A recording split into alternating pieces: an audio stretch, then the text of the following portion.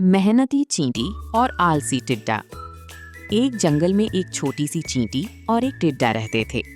चींटी हर दिन सुबह जल्दी उठती, भोजन इकट्ठा करती और अपने घर को व्यवस्थित रखती। दूसरी ओर टिड्डा दिन भर गाने गाता, खेलता और समय बर्बाद करता। एक दिन टिड्डे ने चींटी से कहा, तुम हर समय काम ही करती रहती हो, थोड़ा आराम भी कर लिया करो। चींटी मुस्कुराई और बोली, मैं आने वाले दिनों की तैयारी कर रही हूँ, मेहनत कभी व्यर्थ नहीं जाती। समय बीतता गया। कुछ ही दिनों बाद बरसात का मौसम आ गया। तेज बारिश होने लगी। चींटी अपने घर में सुरक्षित थी और उसके पास खाने पीने का पूरा सामान था। लेकिन टिड्डे के पास ना तो भोजन था और ना ही रहने की अच्छी जगह। वो भूखा और परेशान होकर चींटी के पास पहुंचा। टिड्डे ने विनम्रता से कहा, मित्र, मुझे अपनी गलती का एहसास हो गया है। मैंने समय की कीमत नहीं समझी। क्या तुम मेरी मदद करोगी?